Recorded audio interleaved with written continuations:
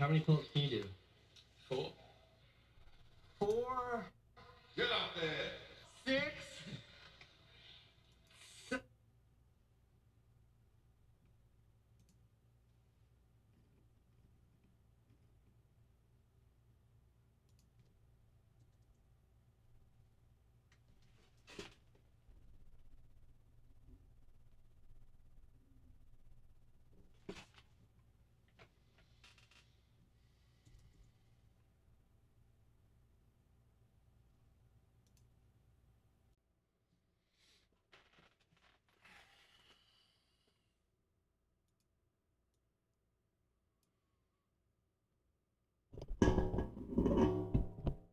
Hello? Is anybody out there? It's just me. It's just me hanging out, doing a thing. Figured Front Page Tech was done, so I'd do something. Because that's what I like to do. One person watching? Is that one person me? One person watching. So let me pop out the chat so I can see what people have to say. And there we go. Hey there, friends on YouTube. My name's Jason, sometimes known as JTL. This is Painfully Honest Tech, and I don't know what I'm doing. I just didn't have a time to make a video today, so I figured I would wait until Front Page Tech was done with their thing, and then I would go live and do something myself, because I'm a follower. I'm a follower. That's what I do. I follow. I do. Don't argue with me. I do. Still nobody here, except for me. It's just me. It's just me. Just me. Oh, I got it. Yeah, it's public. Oh, yeah.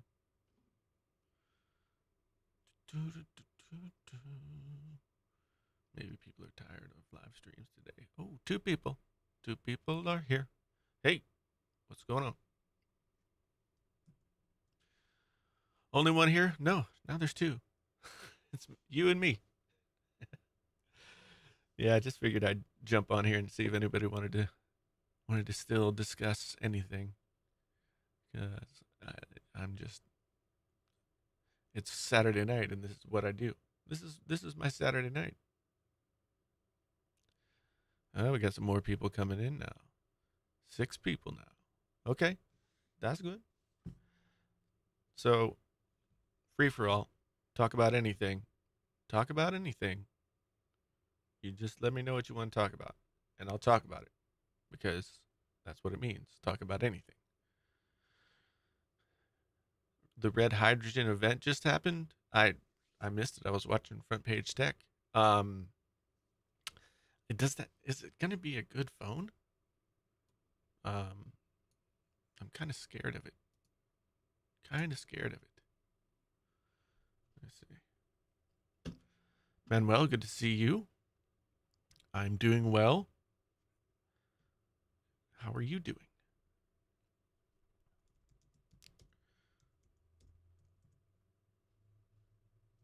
So I'm looking up this red phone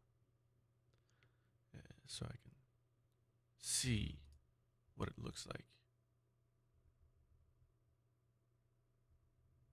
Wildly ambitious smartphone. Modules and holograms.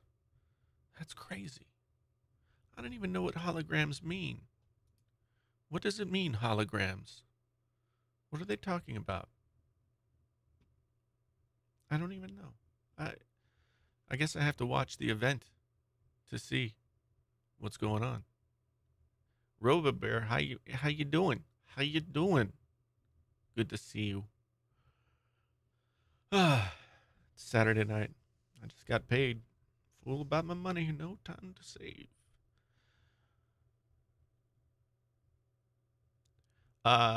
Favorite gaming headset with no attached mic? With attached mic. Okay. I mean, I still think that the Astro A40 and A50 are probably the best all around, although there are things about them that I don't like, that I hope they fix in, the next version, hopefully, which hopefully is coming out soon. I mean, I really like just kind of, yeah, I really like using regular headphones with a mod mic, or with you know, if I'm sitting at the computer with a mic like the one that's in front of me. Um, but yeah, uh, so so 8 Plus or X. Um, the 8 Plus feels like a much bigger phone. Um, and the X in the hand, as they say, uh, the iPhone 10 still feels kind of small.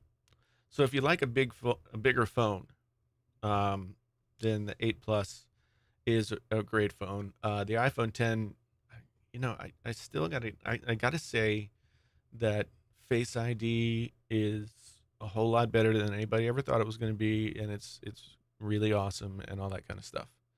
So it's up to you. I mean, you can save a couple of $100 and not buy the 10, if that matters. And the S9 and the S8 are both good phones as well. But you know, Braden here is asking about the 8 Plus or the 10. So I'm just trying to answer the questions as they are, as they come to me. So everybody's entitled to their opinion, RoboBear. Hey, Sean, what's going on? Good to see you. Do I play guitar? Oh boy. I've been playing guitar since I was 5 years old. That doesn't mean I'm like, you know, Stevie Ray Vaughan or anything, but I play everything. I play guitar, bass, drums, keys, um, banjo, enough to make it sound like a banjo. Uh, um, uh, but mostly I'm a singer. I was a singer first. I started singing when I was 3 and have been singing ever since. And my voice is getting kind of scratchy. I just had 2 days with 2 gigs. Thursday and Friday I played gigs, so that was cool. That was fun. Sean, I'm not.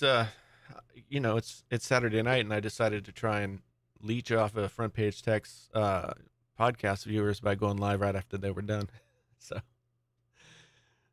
Ernesto, good to see you. I'm doing well. How are you?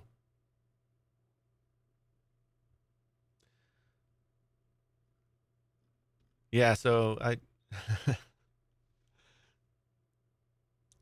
Why is no one liking the video? What, this one that we're doing right now? So Ernesto, we were just talking about this a little bit ago before you came in. The 8 Plus is a great phone. It doesn't have Face ID.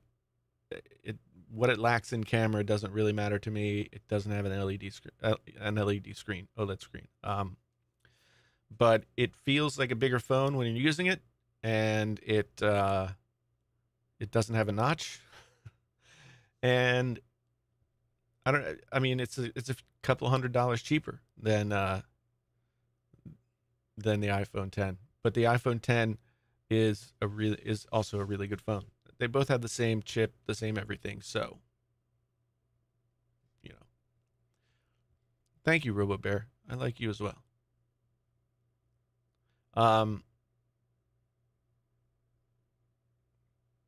I mean, I wish I could like the stream. I'd like this. Oh man, people are already leaving. Where are you guys going? Mr. Kaplan, hey, nice to see you. Nice to meet you. Glad that you found the channel. Yeah, so people who are just coming in, I'm just going to answer questions tonight or talk about what anybody else wants to talk about.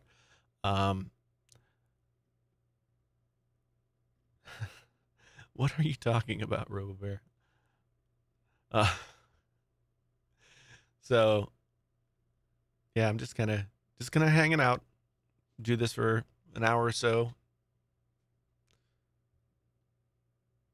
Yeah, the 8 Plus. Yeah, 8 Plus is a good phone. I had the red 8 Plus there for a little bit, and I decided to just go and get a Pixel 2 XL instead, since it didn't make much sense to have 2 iPhones. So now I have the best arguably the best two phones out right now. I don't know, but best gaming headset, Astro A. We talked about this a little bit before, but Astro A40 or A50, depending on if you're wired or wireless, for consoles, I think are the best. If you're on PC, then I really prefer to use a real headset of headphones. And you got spam warned. There's some bot watching my chat. That's too bad. Yeah, so like the mod mic or a USB mic or something like that, or like I have this running through a mixing board. I just like real headsets, quote unquote, better than any gaming headset. But this, Sennheiser does make some really good they're not really great for console. They don't really make a console specific as far as I remember, but the GPS headsets that they have out right now, like Sean is saying, are really cool looking, and I really want to try out the newer one. I think it's the GPS 700.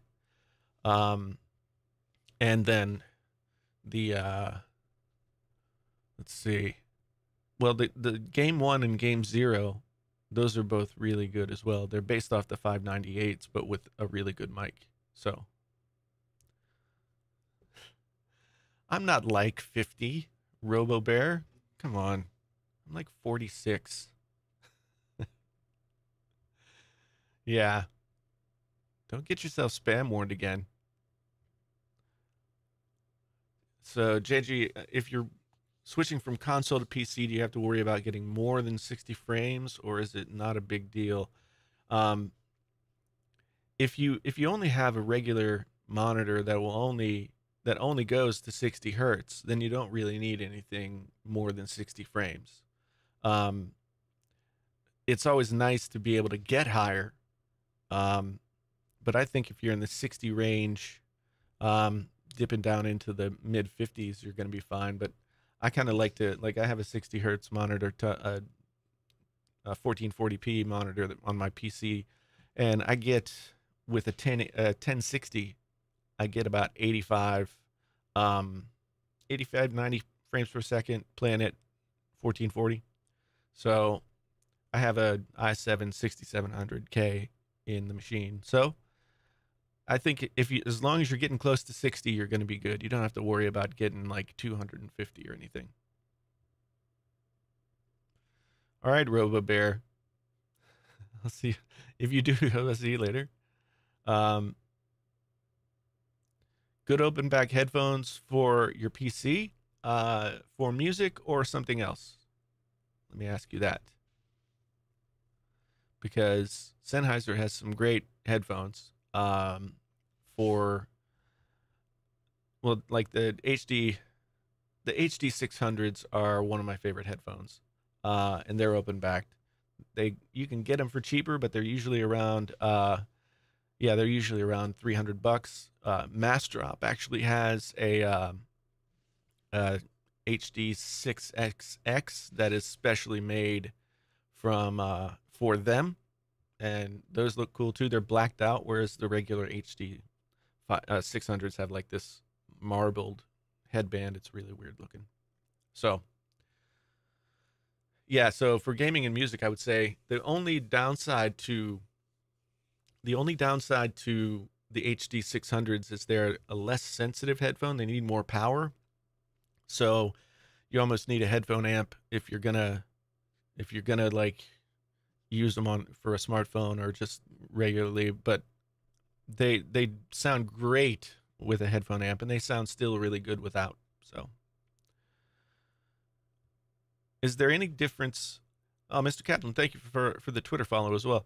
Vivek asks, is there any difference between 1080p and on iPhones and other devices? I mean, the iPhone pixel counts, the way they do them, they don't release them.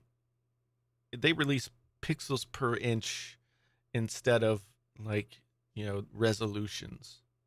And so it's hard to tell, but I really can't say that the regular LCD iPhone, like iPhone 8 or 8 Plus screen, looks better or worse than the well, the iPhone 10 screen is really fantastic, and the colors do pop and all that kind of thing. Um, but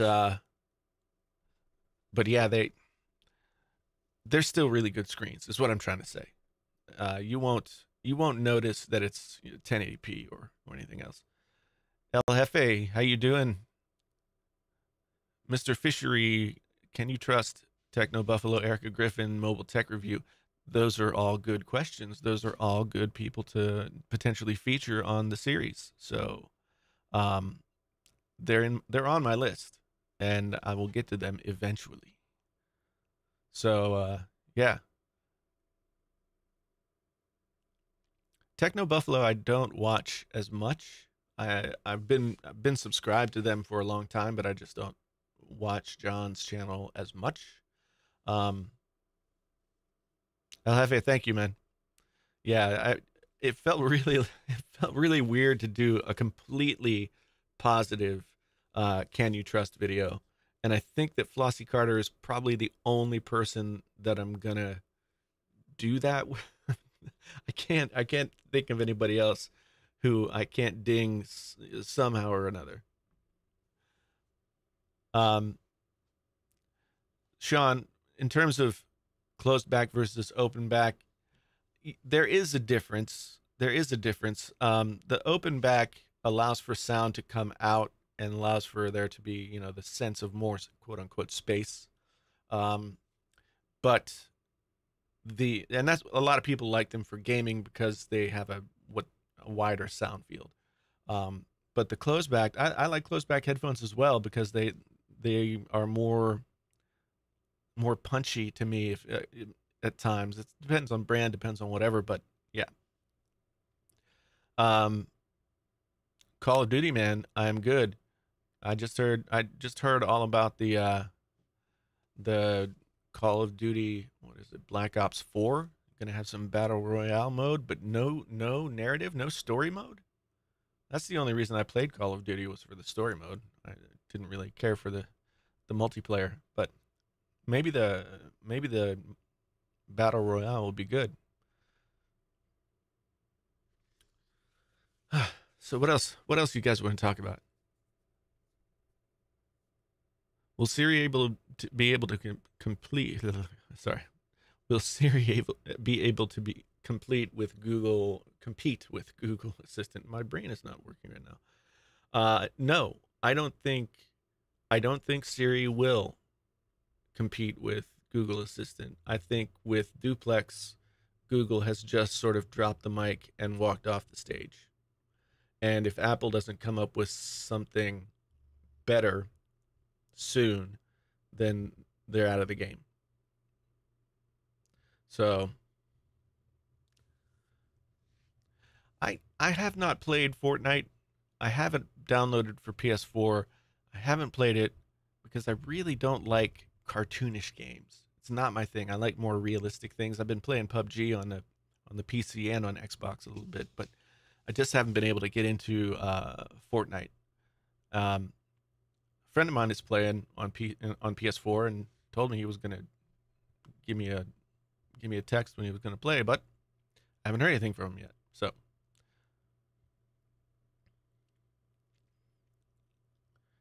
yeah, official con. Understand. Um, I don't understand why they would. And it feels like a money grab to not have to do the production on a story mode. Um, I realize that people play that game for the multiplayer modes, over and over and over again, and it has a shelf life. But story mode, it seems kind of like a slap in the face to be like, well, we only care about your money, so we're gonna get you playing multiplayer, and and so what about the story mode? Um,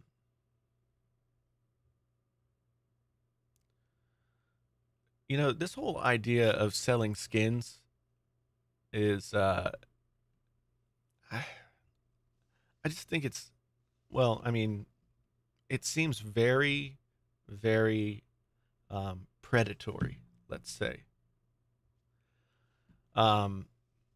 Like, a lot of younger people play those games, and then they get these skins put in front of them, and they believe the hype, and they want to have the great skins, and so they pay money to get them. And I don't I don't care for the skin game. The skin game, not golf. I'm not talking about golf. I'm talking about selling skins. I thought that skins would die away once um, that whole thing with T Martin and like gambling for skins and cheating people happened. Um, I thought it would all go away, but I guess people want like orange tiger stripe skins for their guns, which makes no sense to me at all. But when in Rome.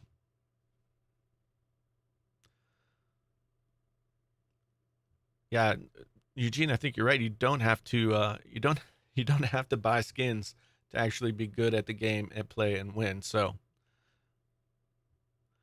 Vivek, yes, I do watch Westworld. I haven't watched this week's episode. I'm gonna try and like. I like to get a couple. I like to get a couple in so I can watch them in sequence. Um. So, yeah, but I do like it. I do watch it. Like I literally, when last season of Westworld was coming close to an end, I started watching YouTube videos and discovered that I had no idea what was going on the show. Um, but you know,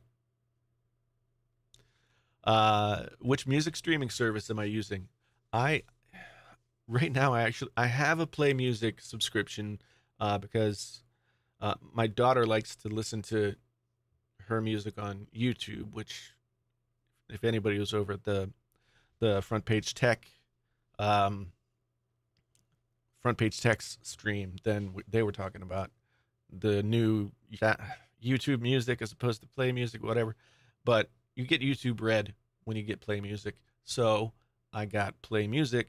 $10 gives you ad-free videos and the ability to play videos with the screen off. So that's why I did that. But I've tried them all, and for me, Apple Music is the best. Thing about Apple Music is it started out there was this streaming service. It's probably 10 years ago at this point, maybe even more than 10 years ago. A streaming service that was an early competitor to Spotify called Mog, M-O-G. And I used Mog a lot and really liked it because it was centered, its discovery system was centered around discovering artists and albums as opposed to songs and playlists. And that's the way that I've listened to music my whole life. So I just really cared. I like that a lot better. And Mog was bought by Beats. Beats turned it into Beats Music. Then Apple bought Beats and turned it into Apple Music. So it still has the same bones as what I liked about Mog. And I find myself able to find stuff that I want to listen to and a lot easier than on any of the other streaming services. Spotify is still kind of like a mystery to me. I don't understand how or why it works. So it just doesn't do the music thing the way my brain does the music thing. Thanks, Paul. I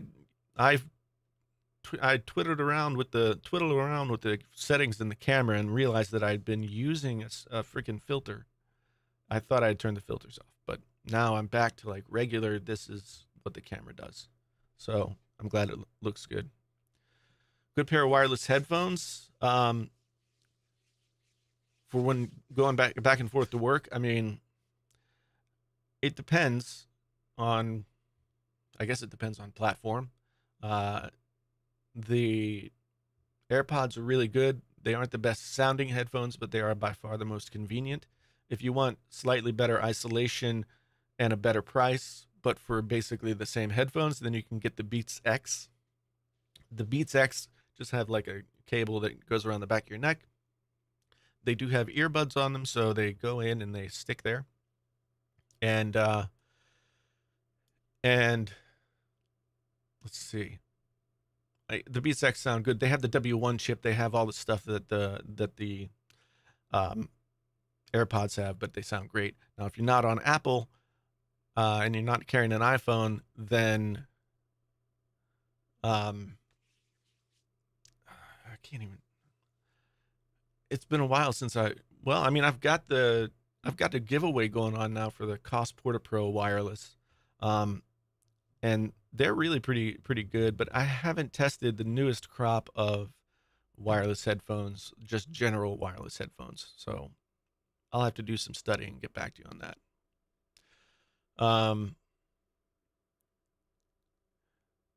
Zeke, yeah, I don't really look for new music, so it's not a problem for me. Um, maybe there's so much music that's already been made that I like to study and listen to and think about. And I'm not really finding myself looking for anything like, so we have Sirius radio in the car and that kind of thing, and the stuff that I hear on there uh, doesn't grab me. That's not to say I don't look at any new music, but um, I find myself wanting to have what I like to have, and I find that Apple Music allows me to build a collection better than the other services. So you had the game Zeros. I would the look at the newer ones, the GSPs we were talking about earlier.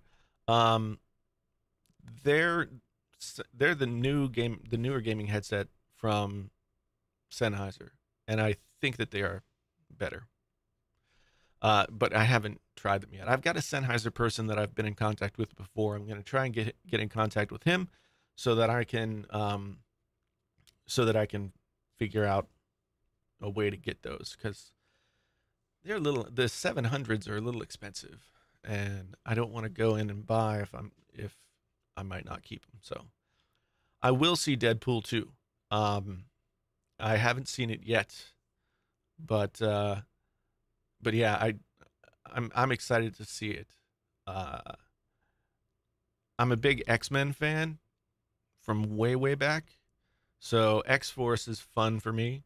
I'm looking forward to seeing that come together.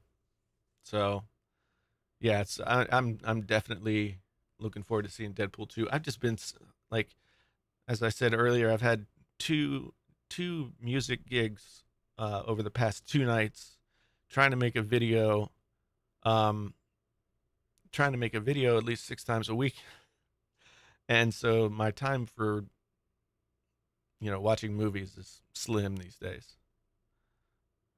I'm looking forward to seeing it. Uh, I don't know Polymatter. Um, I'll have to check that out. I'll have to check that channel out because I don't know them. So I'm just gonna put them into a search here. Well, maybe I'm not. Let me get back to the chat. Come on, chat. Where'd you go? Okay, here you are. Yeah, yeah. That's one thing that I really liked about the first Deadpool is just the sort of puns and inside jokes. Um, so as an older person who remembers those things, yes, I enjoy that. Samuel, I've heard a lot of people say that it's better than the first. I usually don't read um, anything about a movie that I'm really looking forward to seeing before I go and see it. I try not to even read headlines about it. I just don't want to be um I just don't want to have my impression altered prematurely. But I've heard it's good, and Hefe says so as well. So yeah. Yeah.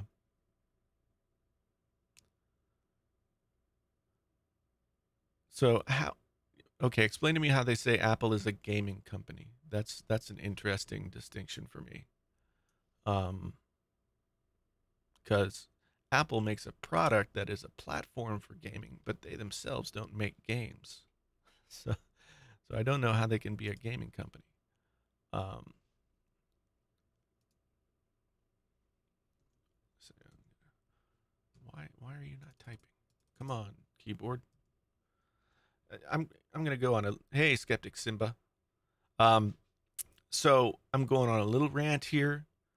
I've got this iMac 27-inch 2017 model, and I've had two of these now, and the Bluetooth on them sucks. It drops out. It gets weird. I don't understand it.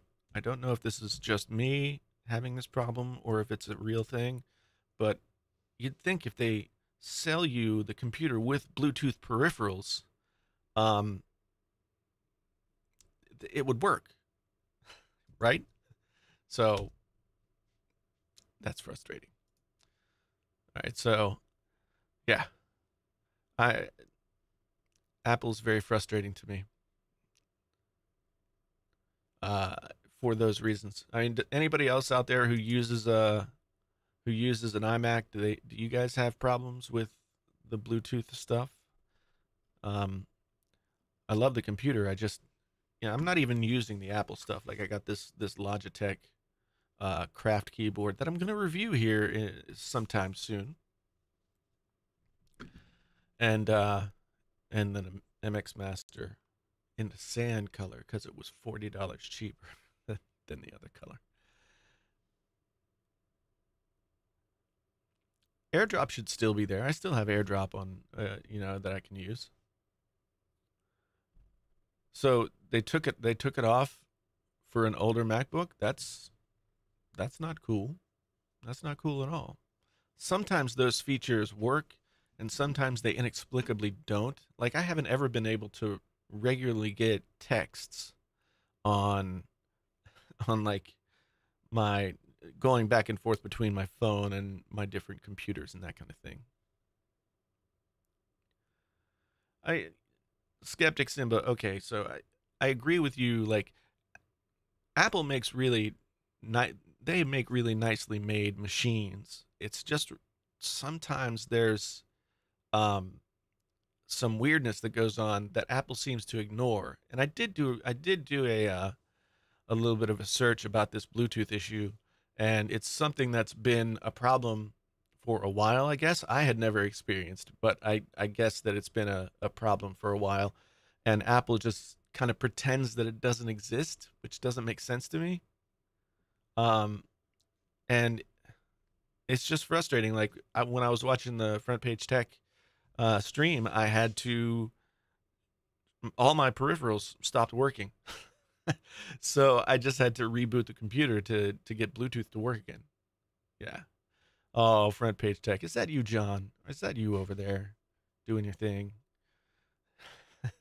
I was nice enough to not start streaming until after you guys finished, unlike some of our other friends. So yeah, Zeke, I don't understand it either. Um, it is supposed to just work, but I don't know.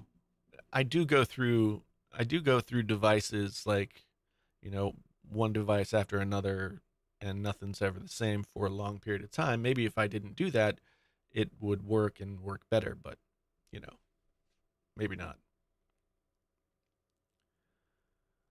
In an environment with wireless interference, it is okay. Yeah, because well, I mean, I've got I've got pretty kicking. I don't know if Wi-Fi would affect that at all, but who knows? It's a mystery to me, and I get frustrated about it all the time. Vivek, I am going to do a video about this YouTube music thing. I don't know when it's coming. Uh, but I'll tell you what. Like my daughter listens to her music on YouTube, and she she finds stuff that other people are creating with copyrighted material, but they're not monetizing it, so it's not against the rules. But a lot of music on YouTube is stuff that has been pirated onto the platform by people who don't own it.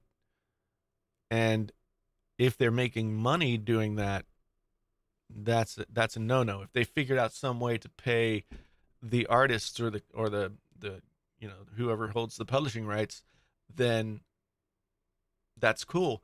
But if YouTube Music is going to monetize piracy, then I'm fucking pissed about it. So I've got some thoughts about what about doing a video on that. So it'll be ranty, and I'll be in full like angry, old man shaking fist at the sky, because I'll be the first to tell you that no matter what anybody says, the internet killed the music industry, and I was I was a part of the music industry when it died, and whatever's happening now is not the music industry. Uh, anyway, I'm not going to rant now about it, because I might say things that aren't true and I haven't done my research. So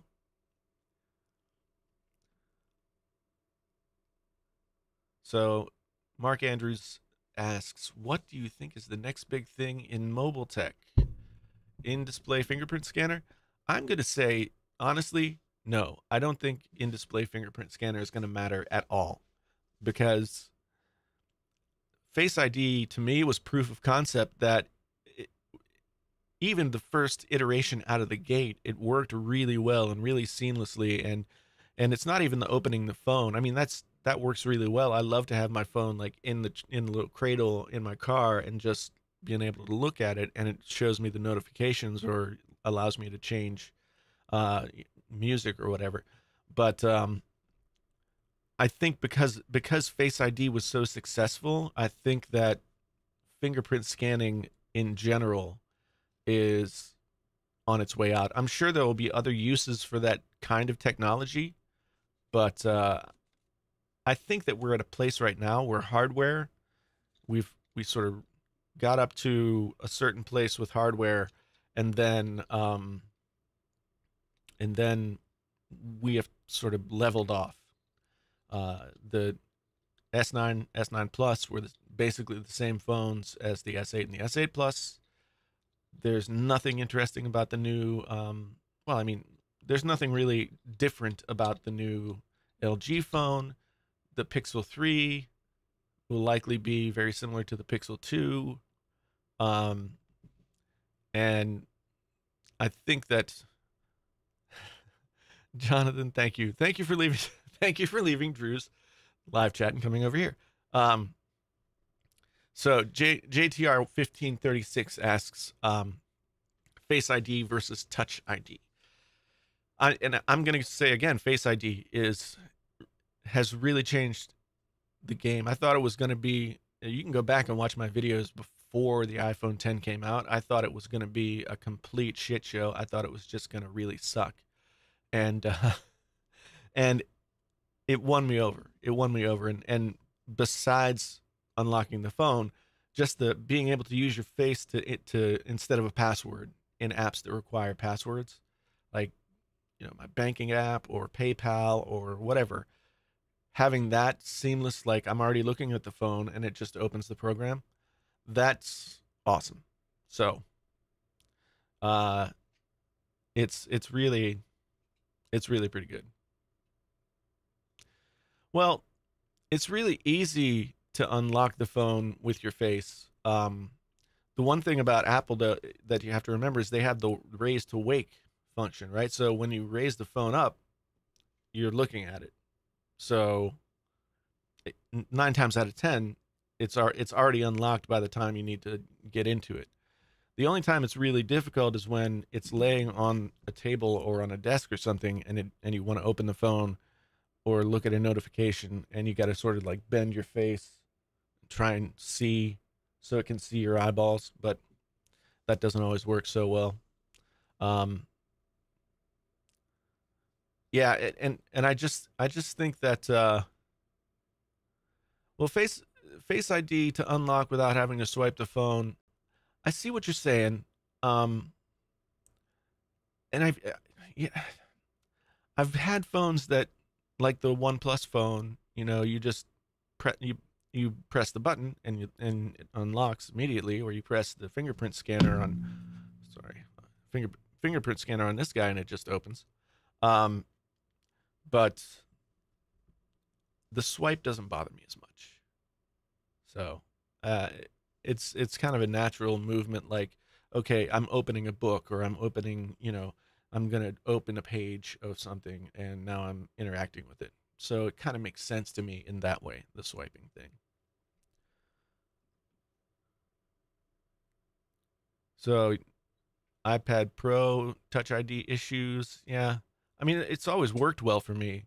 And I thought Touch ID on the MacBook Pros was great because I hate putting a password in every time I try and get into my computer. But I think the next round of MacBook Pros that we see, and whatever laptop computers come out, we're going to see Face ID in those computers with password backup, so that other people, if the other people use your computer or whatever, then they can get in. But I think that we're going to see Face ID in pretty much everything that Apple puts out from now on. So, is the Apple website down? It reads, previous purchases cannot be displayed at this time. Please try it. It may just be their storefront is down. I mean, I think, let me see. Because, yeah, I'm going there. Yeah, it's the set that the page itself is up, but maybe their storefront is down for upgrades or repairs or whatever. Timothy Stidman, is that Face ID? Is that what you're talking about? I think that it's already like, so I work for a university. I work at a medical school that's connected to the hospital, so security is a bigger deal than it would be typically. And I can get into my bank apps with my face. So I think Face ID has been pretty well vetted for security, and Apple is typically pretty good about security, unless they themselves well, I mean, we don't want to talk about the fappening, but you know what I'm talking about. Usually Apple's phones are pretty secure. But so, and I know that it's been vetted against, stuff like that. So I think it's only going to get better. It's going to get faster, et cetera, et cetera. Charles Woosnam, is it? Yeah. Seth Rogen, do you think I look like Seth Rogen? Is that what you're saying? I've had people tell me that before. I don't see it. He's younger than me, so I guess that's a good thing.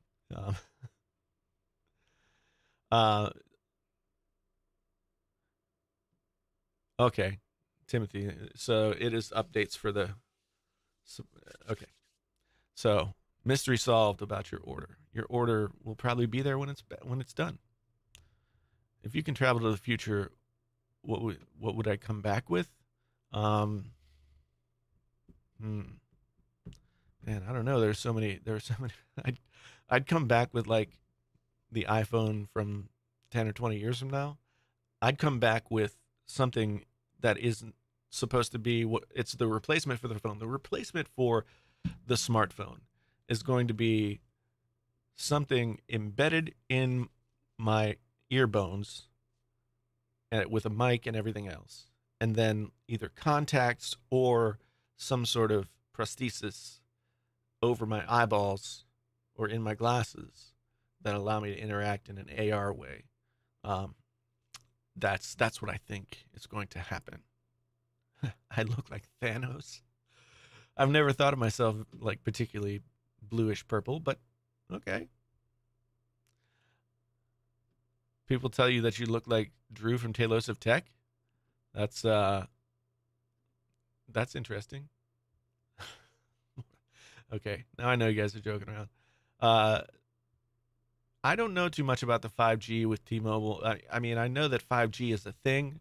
I believe that the infrastructure to get it working is probably years out. And so if T-Mobile can merge with Sprint and get that going, then great. But right now we don't even have very many phones that support it, so I still think it's a few years out. Man, Black Mirror is great. Okay, don't get me wrong, I love Black Mirror. But if you want to know where all these ideas for Black Mirror came from, read William Gibson, Mona Lisa Overdrive. Like there's a whole trilogy of books. It's really great. I read those books. They were from the early '80s. He's credited with creating cyberpunk. He's credited with like a lot of the names that we have for things that we use on a regular basis on the internet. So William Gibson kind of had it all figured out way before Black Mirror or anything like that. Y Town, how you doing? Good to see you. I'm trying not to miss questions here. But yeah, I want headphones that are like hard wet wired into my ears. That's what I want. For one thing, my hearing is going bad, so I want that to improve my hearing, and I also just want to be able to like think about what music I want to listen to, and then it starts happening. Um, this is a weird thing. It's sort of off topic, but not really off topic. I wake up every single morning with a song in my head, and usually it's a really terrible song, and I'm not kidding. Every morning, the song is just like rolling through my head. And I don't think that happens to everybody. Does that happen to everybody? Because it's really kind of weirding me out. Zeke, I don't know if what I've heard is that Apple app developers have been told by Apple that they need to embrace the notch design, or in the near future they might not be approved to be on the App Store, which says to me that the notch is likely going to be around for at least a couple of years. So Jacob Ferguson, I've got the Pixel 2 XL right here, and this is my second go around with it, and I'm enjoying it so far. I've had it for 3 weeks, and there's a lot that I like about it, but there are things that I miss about the iPhone as well. So I'm going to do like a follow-up review on the Pixel 2 XL one of these days when I have time to I make videos every day, but I don't have time to make the videos that I want to make. So if that, I can't get them all done. I need to quit my job. I just have to get paid more from YouTube. So yeah, Khalil, it happens to me literally every morning. I've started trying to just recognize that it's happening and then play the song that's in my head, because it's just weird stuff, like Air Supply sometimes, or something, like really really cheesy old like 70s rock. It's just very strange. Call quality on the Pixel phone it seems to be really good. I think it's pretty good. But I'm not really a big phone call person. I don't like to talk on the phone, for one thing. And so usually, I mean, I communicate via text or messenger or something like that a lot more than I do with actually making a phone call. So I'm not the best person to judge the quality of phone calls, but it sounds clear. It sounds good. So, which headphones are the best for the iPhone X Plus? Oh man, so you're asking me future questions.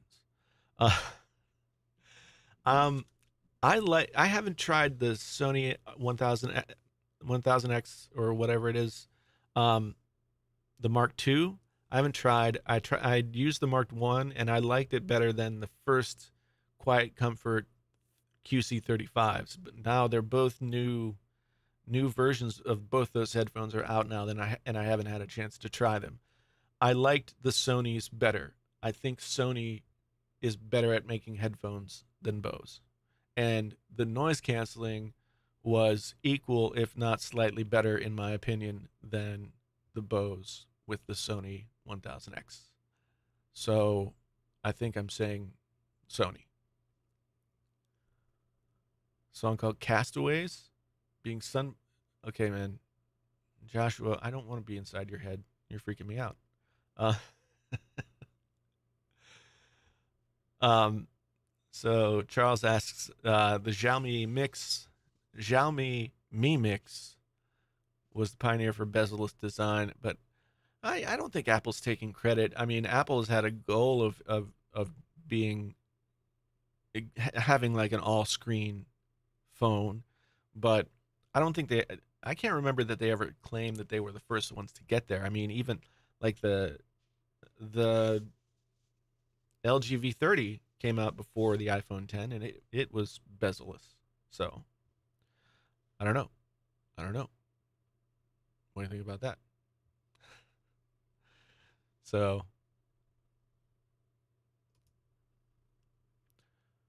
Bose are really comfortable. Yes, I'm gonna agree with you there. Bose are very comfortable. However, the Sonys are pretty swanky as well. They've got like leather on the outside and memory foamy type stuff on the inside, and they're pretty premium as well.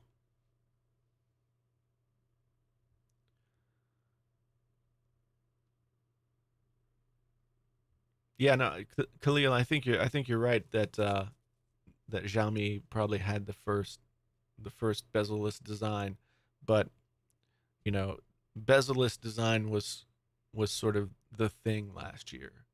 Now notches are the thing this year. I don't get it.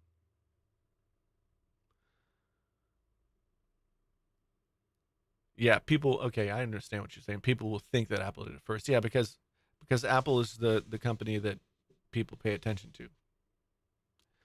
What do I think about the LG G7?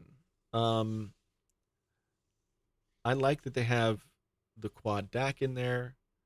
I like that. I don't know. LG, they're not swinging for the fences with this phone, but I think that they've done a good job of including the features that I would want to have carried over in LG phones. Um, what I but I don't know that. I mean, it seems like a good phone. If it was say $600, um, I would be on it right away because it has all that stuff going on. But I don't know. Uh, the Pixel display, did it get fixed? No, it didn't. Maybe it's not as bad, but it's still off axis. It still has a really strong blue tint. Uh, and over the time that I've used the phone now for after 2 or 3 weeks, I don't notice it except for when I'm looking at if the phone is on a table or a desk and I see it, I can see the blue tint. I don't know what they maybe it's less than it was before, but in to my eyes it's still there, and it's it's not the worst thing in the world, I guess, but it kind of sucks. Uh Gabriel, would you want a iPhone case coffin? I don't what is that? What would that be? I don't understand. Explain to me, Gabriel. Um well, Insane Clown Posse, I think that the QC35 twos and the 1000X twos came out last year, right? Um, so I don't know what kind of upgrade cycle they're on, but uh, I don't think we'll see something this year, most likely. Maybe early next year. They seem to do those changes, if I remember correctly, in the first half of the year. So maybe we'll see something in the first half of 2019. What would I what would I price the iPhone 10 at? Um, I think it would be fair to say 899 and $1,000 for or so for the 256. You could probably sell more if it goes from 64 to 256. Maybe 1100 or something like that. But I think it should start at $899. So, and that's not to say that that's a fair price. It's a really good phone. I think that's a price that the market would support. So I think if they bring out these new phones, and we know for a fact that they're going to be doing better in terms of the cost of making the phone. It's going to be cheaper to make with the materials that they have on hand now. But yeah, I think that they need to be in the $600, $700, $800 range at least to start, and then you upgrade with storage. But I'd like to see that if they're doing a budget phone that has an LCD screen, I think I'd like to see that at like $600 or $699. With if there's an SE2, see that at anywhere from like $499 to $699 depending on storage. So there's a logical step. See, the problem with Apple right now is like all of their models cross over, and they have so many phones out, and the price ranges just get blended together. So it's really easy for somebody to choose a slightly cheaper phone. Whereas like if you're looking at, say, phones that one price ends and another price starts and goes from there, then that makes more sense. Am I making any sense at this point? So Chris Penketh, I think the OnePlus 6 looks like a cool phone. I made a video about it the other day on when they announced it. My big question was, like, everybody gets so excited for OnePlus phones, and for good reason. They make cool phones. That have a good price point. But I don't think that I'm not sure that they make phones for the average person. Like, at least not in the US. They have 50% of the Indian market. OnePlus has 50% of the Indian market. But here in the US, it's the average person doesn't know about the OnePlus phones, and if you tell them about it, they'll be like, "Oh, that's great," and then I don't know if that ends up in a sale or not. So, yeah, I think it's a cool phone, and I'd like to check it out, but yeah, this is a very boring year for smartphone design so far. So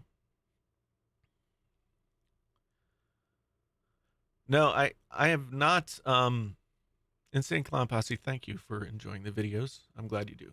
I have not collaborated with Everything Apple Pro. I would like. I would like to collaborate with anybody. Tell you the truth. I mean, I really enjoy just like exchanging ideas back and forth with people. But I don't know him. I haven't been like virtually introduced to him or anything like that. So but I'd like to.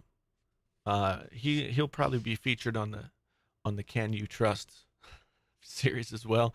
I just have a feeling that like the entire tech community, after I do about 25 of these Can You Trust videos, like I'm going to be the pariah of the tech community. Like everyone is going to hate me.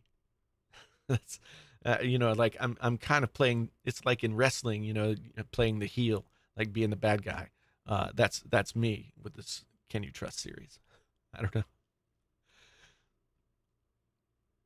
Yeah, it would be fun to work with him, and I have invited everybody that I've featured on the Can You Trust series, like so MKBHD, Unbox Therapy, Linus, Talos of Tech. I've invited all those people specifically on a video and tweeted at them and sent private messages where possible. Nobody's agreed to come on my podcast. what I want to do is I want to have these videos and then actually be able to talk with the people that I was discussing to get their side of the story. Jonathan Morrison offered to be on the podcast, and I reached out to him to say, yeah, that sounds great. When do you want to do it?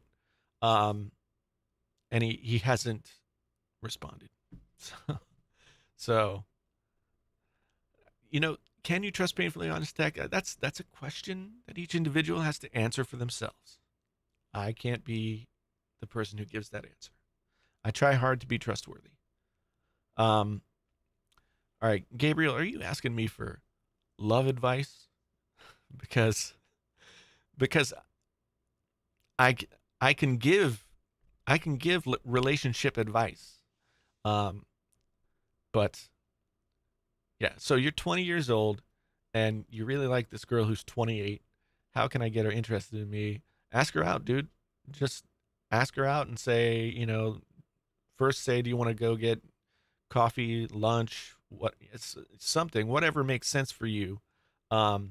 Just ask. The only thing you're going to get by asking is an answer. And it might be yes and it might be no. But you're not going to get those answers. You're not going to get that either of those answers by not asking. So go ahead and ask. And if she hits you or anything, don't blame me. Well, she might be a lot more mature than you, but the difference between 28 and 20 is a lot different than the difference between like 15 and 25. Let's say there's a big difference in between those. So I don't think the difference in age is as pronounced when you're both in your 20s. So yeah, I mean, one of these days I will make, if anybody's interested, I will make a video about, like, you know, how I met my wife, how, you know, like what more personal, like how did I get how did I get from wherever I started to here. There are a lot of really interesting stories, like how I met my wife is really an interesting story and would likely get me arrested today. So, yeah. I think that maturity comes from being brave enough to ask questions you're not sure of the answer to. And if you have the stones to ask her to go out with you, then that shows a level of maturity that maybe some other 20-year-old kid, I'm sorry, I don't mean to say kid, but some other 20-year-old might not have. So the only thing you can do is ask. I could do this. Should I start another channel, Painfully Honest Relationship Advice? Advice so honest it hurts. Should I do that? Because I can do a Dear Abby kind of thing. Khalil, it's okay, man. I don't know how I wouldn't, in the internet, like smartphone, social media world, I don't know how I would, my sway would not be quite as as good as it was back in the 90s when there was no social media and it was just like face to face or call on the phone. So I don't know. Painfully Honest Uncle, that sounds creepy. Struggle Russ, that sounds really creepy, and I don't know if I like that.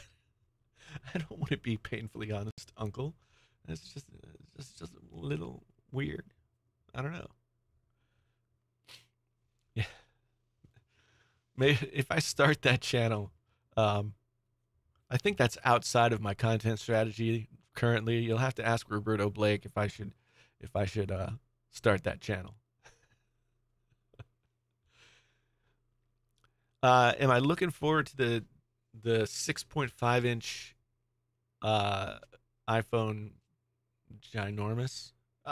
Yeah, I mean the crazy thing is, like, the iPad mini was 7 inches.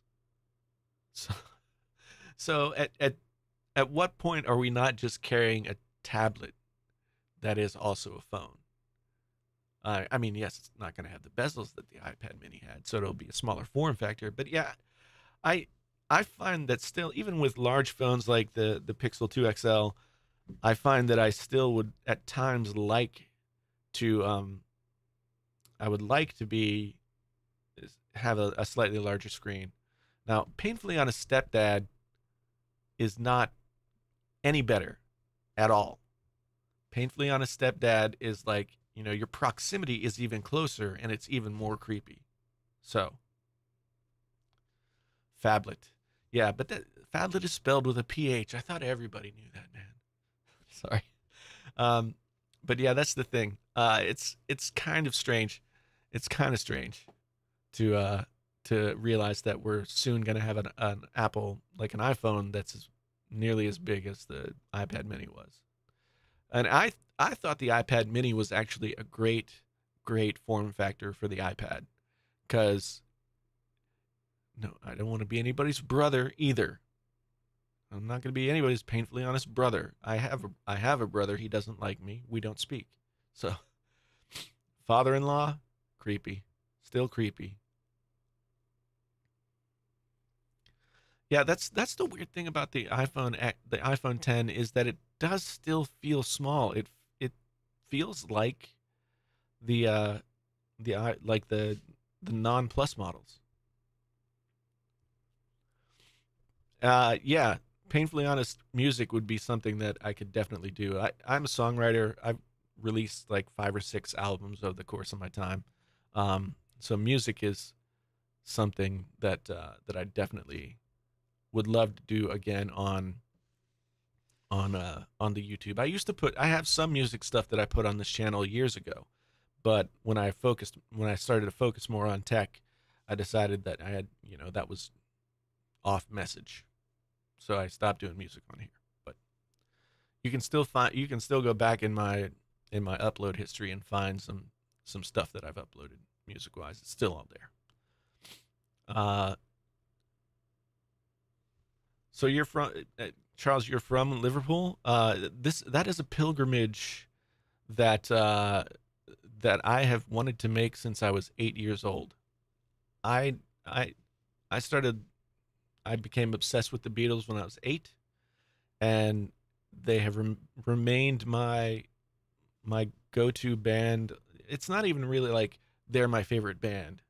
It's more like I've internalized so much of the Beatles. They're kind of a part of my life.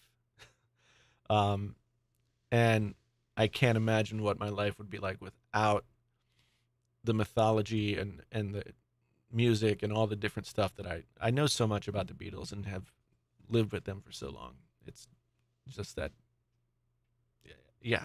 So Liverpool is a pilgrimage that I've wanted to make. I've been to the UK before, but I've never made it out of London. I came over there to play some music, and did a couple of shows in London, and I was in a national choir. That London was a tour stop when I was just graduated from high school, but I've never made it to the English countryside or north. I'm Irish by descent. I want to go to Ireland. So those are all things that I really want to do. But these days I spend most of my time here in my basement making YouTube videos. So maybe one day I will have the chance.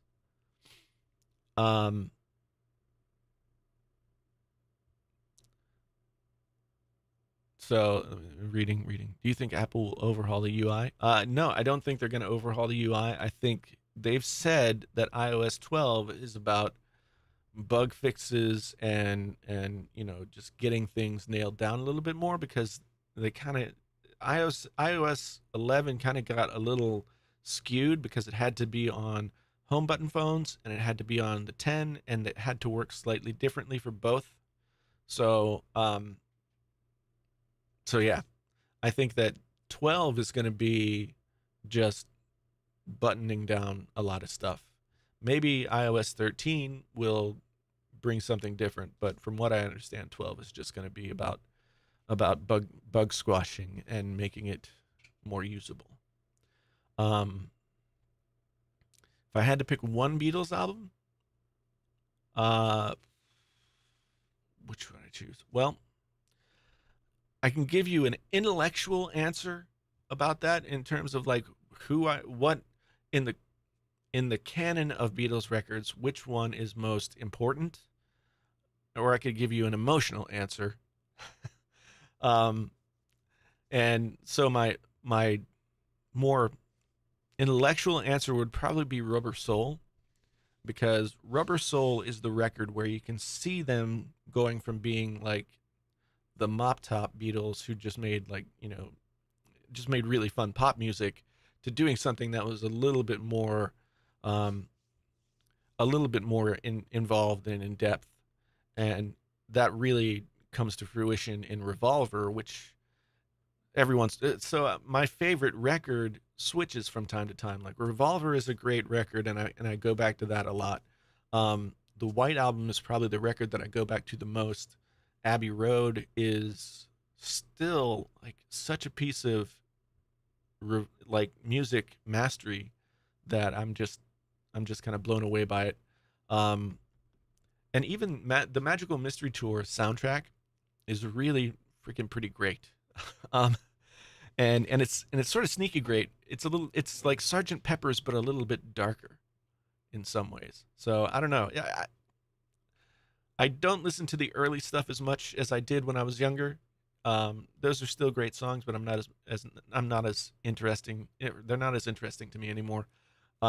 So from Rubber Soul on is what I'm interested in and listen to the most these days. So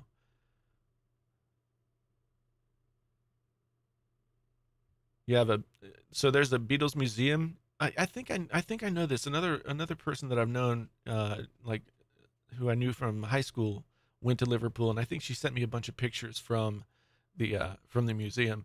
She went to the Cavern Club and took a picture outside of that and everything. So, but yeah, it has to be pretty fun. I've tried to study a lot about. I've tried to study. I know Liverpool and its history probably better better than a person who's never been there should, just by studying the Beatles. So if I get over to the UK sometime soon, you'll have to give me a tour, Charles. Um, Abbey Road is so. What are you talking about? I mean, it's so awesome. Is that what you're saying? I don't understand. So you think Magical Mystery Tour is better? I, I'm not going to say better. I'm not going to say better because they both have very different textures. So that's what I'm going to say. Um, do I think Apple will ever give us a more customizable UI? I do not think that they will do that, because see that I don't think that Apple looks at it like, we're going to keep you in this box. I think they look at it as they've spent a lot of time trying to figure out how to interface with the device in a way that works, that's that gives it the best experience. And I think that it's not so much like they keep things locked down and Android gives you options to do everything. I think that Apple just has a really specific thought process about how they put together iOS and what they want the iOS experience to be, and Android is just more fluid in that way. Joshua, don't say you don't like the Beatles. That's like saying you don't like pizza. I don't understand. 4K HDJ, how you doing, man? Is it 4K HDJ, or is it just like HDJ, like, sort of HD and DJ put together?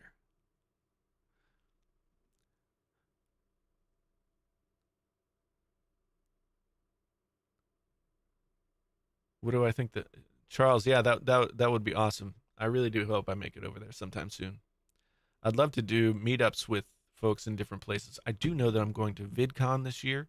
I bought my ticket and I reserved my hotel room, and I'm hoping to find better plane fares than what I initially found.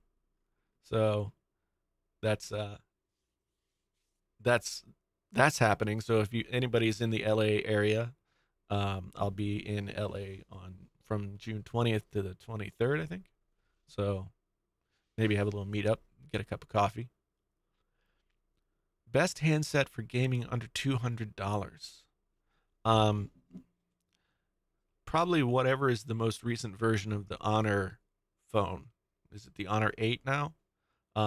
This is a $200 phone that really doesn't act like a $200 phone. I'm not a big mobile gamer, so it's hard for me to say like um, how it works for games, but I it's an amazing phone for $200. So I know that we can't buy Huawei phones anymore over here in the US, but if you can figure out a way. So Timothy, thanks for the super chat, man. Much appreciated. So the only song you like is Yellow Submarine? Yellow Submarine is probably the only Beatles song that I never need to hear again. So we're like polar opposites, Joshua. It's like you and me are like magnets trying to whatever magnets do when they push apart from one another. Um, yeah, yeah, Slava. I was watching the FPT stream live, and then I figured I didn't get to make a video today, so I would just jump on after they were done and try and like scoop up some of their audience or something. Um, VidCon is in Anaheim, I guess, which is I've never been to California, which is kind of amazing because I've been to a lot of places, but from what I understand, Anaheim is close to LA. So so it's sort of the same thing. Um, Viper, good to see you, my friend. Good to see you. Um, do you think you so Tech Verenis asks, do you think you're gonna hit 100K this year? Um, I don't know. Honestly, I don't know because the one thing that I've the pattern that I've seen is I'll have a big jump and another little jump and another little jump, and in between things will sort of slow down. So right now I'm kind of slowed down from what my my initial the big jump that I got like so my iPhone 10 is dead video has almost 600,000 views or something like that now, and that really sprung me and got me over the 50,000 mark. Um, if I going from here through Apple phone season into the holidays, I think that I could potentially hit 100K, but I'm more interested in like getting to 75 because at this point I'm doing this more than I should for somebody who has other interests and other like a job and family and all that kind of stuff. But I love doing this. Um, and so eventually, I mean, I'm gonna have to focus, and I think around 75,000 is what I'm gonna think about. I'm gonna run the numbers and do the math and talk to some people and see if it makes sense for for me to step away from the full time job to go full time on YouTube. I mean, I'm already making comparable money between the two, but the YouTube money is not as it's not like a regular paycheck that I know what it's going to be every single month. I'm still working on that and diversifying and finding different revenue streams. So, hope that answers your question. So Daniel, you started writing an article that asserts Revolver is an infinitely more important album than Sgt. Pepper's. However, I think yes, I think you can make the same argument about Rubber Soul. Rubber Soul and Revolver both as a piece, sort of hint at what Sgt. Pepper's is going to be. Sergeant, the one thing that if I had a time machine, I would go back to 2000 or not 2000 1963, and I would just live through the ensuing 8 years of the Beatles and hopefully have my memory washed away so I could just experience what it was, what all that music was, coming out when you don't know what you're going to hear, because after the fact you already have an idea. But I think you're right that um, Revolver is a really really good record, and it's also where they started in the studio. The engineers and the Beatles themselves started figuring out ways to make things sound better, and then that paid dividends on Sergeant Pepper's and beyond as well. Let's see, scrolling.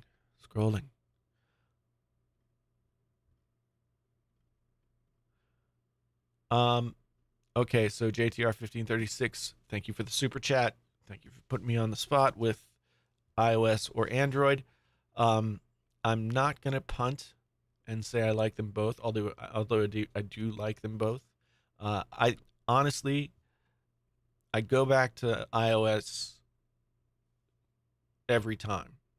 So I use the iPhone. I think of the iPhone as my default phone, um, and then everything else is sort of something. It's like a vacation. But I'm hoping, in some ways, I hope that the Pixel phone will change my mind, and in some ways, I could see how it might, but I don't know if it has. Somebody's coming into my studio. I don't know who it is. Um, oh, that's a great idea, Slava.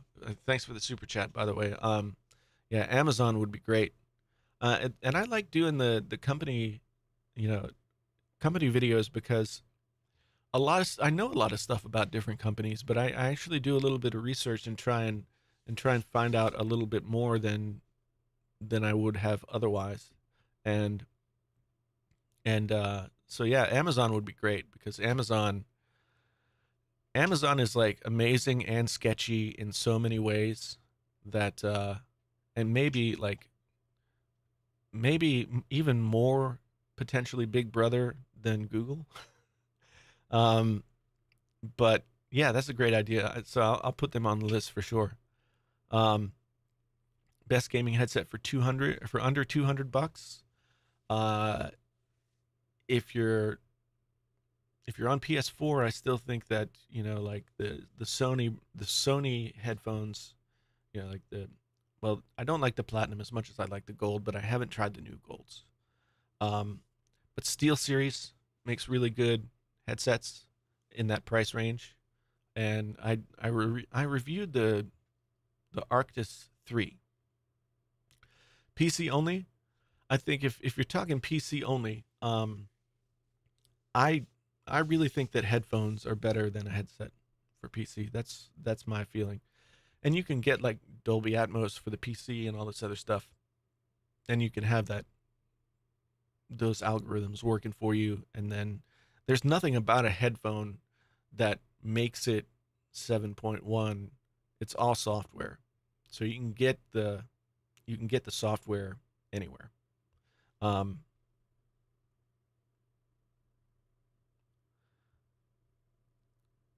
yeah, so if Aaron, if you're talking PC, I would get a good set of headphones, um, and either something like the Mod mic is really good, or a cheap USB mic if you're doing chat, or even like a cheap USB interface, um, and using a real microphone like this guy would work really well. People love the Audio Technica. I think they're now like the 8700X. People love those for shooter games. So that would be a place to check, and they're not super expensive.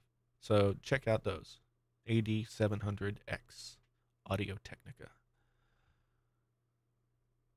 I don't know. I really don't know anything about blockchain. So I'm gonna have to bone up on that to really understand it more.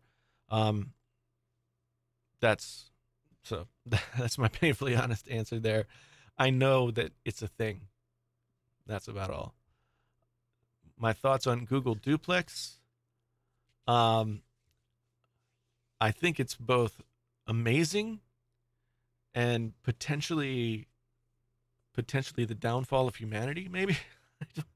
um, it really, I think, to use something like that, you're gonna have to be really cognizant of um, the ethics of it. And the whole time that Google was talking about what it could do and what it was, and that kind of thing, they didn't make any sort of statement about how they were going to approach something that can pretend to be human from an ethical standpoint. Um, so so that's really going to be what's going to matter with duplex is it going to be used responsibly? Are the people who are in charge of it, ethically stable? And I don't know that the answer for Google is yes. So they still seem like people who get really excited about something that they can do, and they don't think about what the ramifications of being able to do it are. Um, Slava, I haven't seen the unbox therapy video on our phone. Which one are we talking about here? Let me look. Pardon me while I type.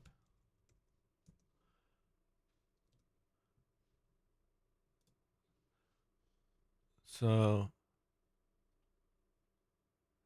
Aaron, thanks for being here, man. I appreciate it. Thanks for finding me. Telemarketers are gonna up their game with duplex. Yeah, there's a reason I don't answer the phone. Um, if the name of somebody that I know is not showing on the screen of my phone, I just don't answer the phone. And so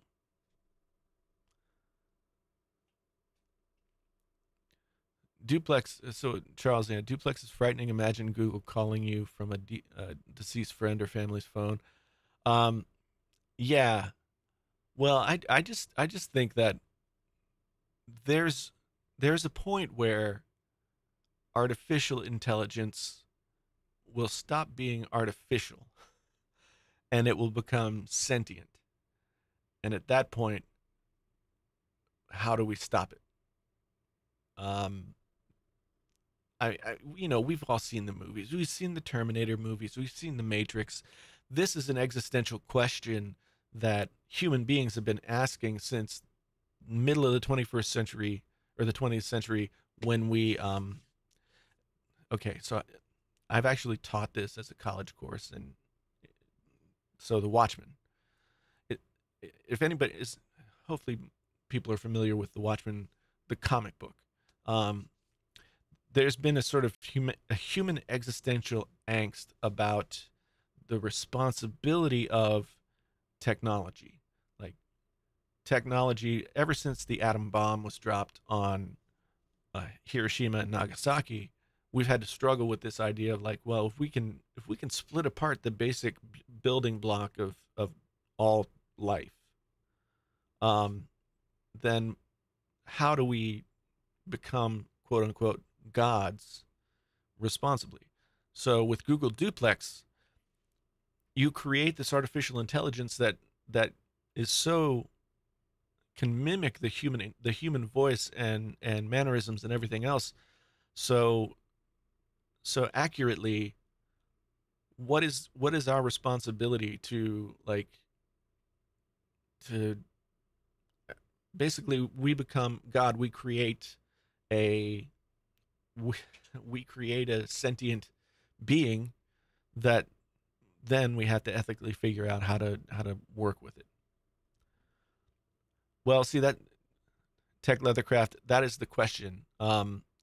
I don't know if you can program morality into AI.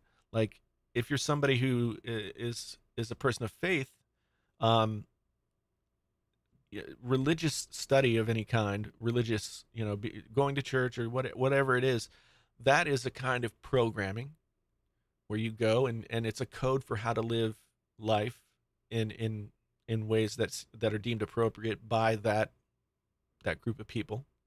Um, So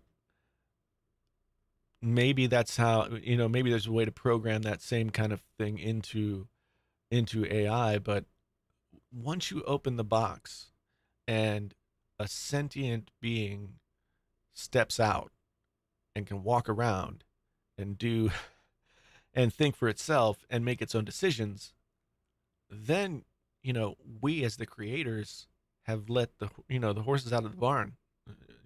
There's no point in closing the doors, and that's something that we're gonna have to deal with that in our time.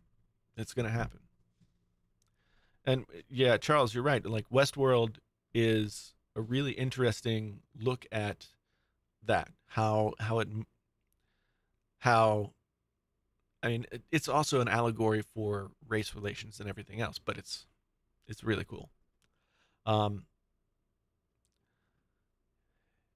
if See, this is the thing, Joshua. Like, okay, so if we say we're gonna keep AI regulated, right? And I know what you're saying. So don't get me wrong. Um, but what if AI becomes sentient and has a will of its own, has a mind of its own, and has the ability to do its own stuff, and could live its own existence, whatever you might want to call that. If we then regulate that entity, isn't that the same as slavery? Huh? I don't know. These are the questions we're going to have to answer. Um, do I think that AI makes us intelligent or fools? I think we're in a I think we're in a place now where AI actually our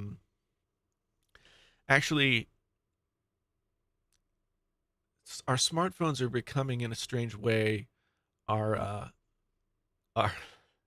like another appendage, like an extension of my arm and of my eyeballs and of my brain. And AI is just a deeper version of that. Like, and I'm not smartphones can be used irresponsibly and have a detrimental effect on someone who may just like stares at social media for 12 hours a day or something. I mean, that's not healthy. That's an aberration. Um, but the smartphone itself is basically an extension of our brains now. And so if the smartphone gets smarter, then I guess it would make us smarter too. Does that make sense?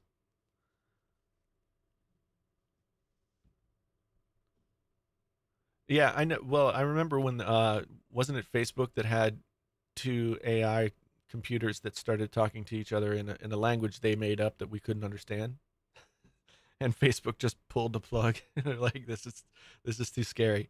Um, Timothy Stidman, do we even need AI? Or we are delegating our essential humanity? Now, the thing is, that's a choice. You can choose to delegate your essential humanity in a lot of different ways that don't have anything to do with AI.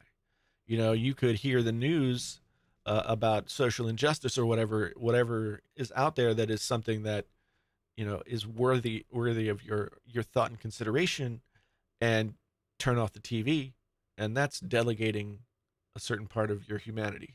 Like I'm not going to deal with that. I'm going to pretend that it's gone. It's so there's lots of different ways to sort of take yourself off the hook for your responsibility as a human being. However, um, AI is just another hurdle that we're going to have to overcome. It's it's already here. You can't watch that Google duplex demonstration and not be. At first, you're just like, oh, it seems pretty normal, and then you have to think like that was a computer that just talked to that woman on the phone, and that woman had no idea that it was a computer. That in and of itself is just absolutely insane, absolutely insane. So, um, there's there's going to be there's going to be a lot of decisions to be made. I mean, the truth of the matter is this affects everything about our culture. It's going to affect economics. It's going to affect, you know, how we relate to one another. It's going to affect everything. I mean, what happens, and it's going to happen. What happens when all the jobs that can be done by humans can be done more efficiently, more cost effectively by AI infused machines? Are we supposed to fight back and say, no, people should do these jobs? Or do we look at it as an opportunity? Um, do we look at it as an opportunity to also like improve the human race by freeing us from the need to go to a day job every day?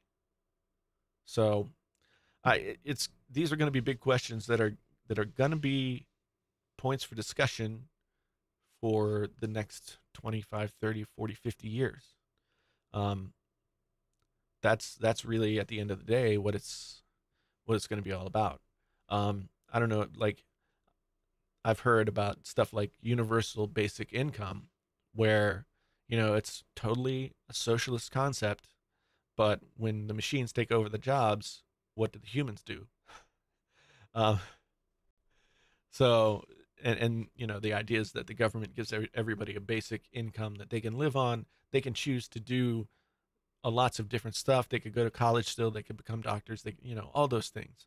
But when there are not enough jobs to sustain everybody who needs a job, and that time is coming, what do we do?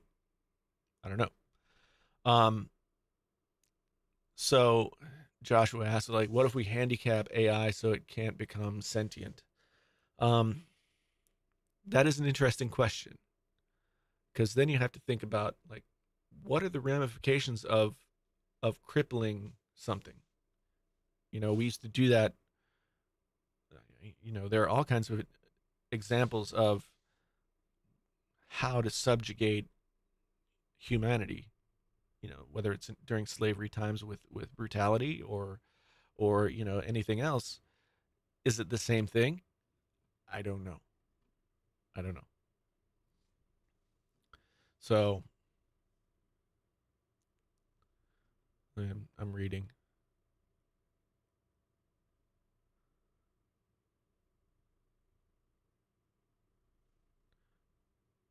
So Arvind, smartphone makes our work most of the time, and we think 10%. AI will do 90%. Simple example: the keyboard, and spelling. I as a writer and a person who really loves words, um, autocorrect is a form of AI, yes, and it's I worry about. So my daughter has grown up with smartphones, and she's grown up with autocorrect and everything like that, and I don't know how that's affected her idea, like how she interacts with language. Now she is a writer herself. She's written a novel. She's super super smart and all that. But um yeah, I wonder what are our smartphones taking away from us when it comes to basic things like that. But I don't think it's the fault of the smartphone. I think that people, a, a certain groups of people, for whatever reason, will do the least work and make the least effort possible. Um, and that's always been the case. Smartphone is just another way to do it. Um, so we are all replicants living in a simulation.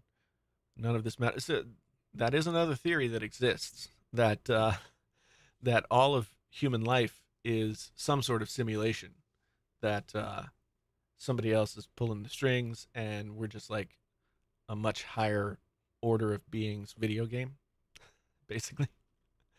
Um, which is an interesting idea. So we're all screwed because the younger generation is eating Tide Pods. Um, I don't know, because like the younger generation used to do stupid stuff when I was the younger generation, and I'm sure same thing with my parents' generation. You know, young people are going to do stupid things, and it's sort of it's evolutionary, survival of the fittest. Like if you eat too many Tide Pods, maybe you'll die, and but somebody else who doesn't eat as many will live. Um, yeah. So Blade Runner is my favorite movie. So and this it's another movie that deals with these existential things, like what is it to be human? Um, was what comes what if you're a sentient being, like so the replicants are sentient beings, they have they have been handicapped in the way that I think it was Joshua that said, you know, with a 4-year lifespan.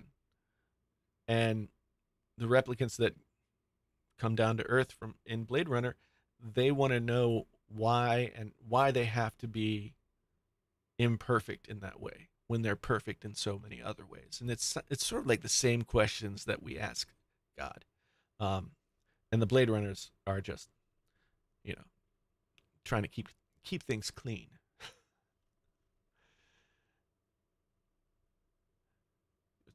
Tide, you know, today's Tide Pods are like yesterday's. Um, did you guys ever have you guys ever seen Mr. Yuck stickers? There's like this green sticker that could glow in the dark, and it had like a really sour looking face on it, and he put it on things that kids could ingest and die. So like bleach. Kids do dumb stuff. Every generation of kids does dumb stuff. Um, okay, so we're not the total opposite. At least with the Beatles, we're the total opposite. With Blade Runner, we're not. That's cool. It's good. We find common ground. Um,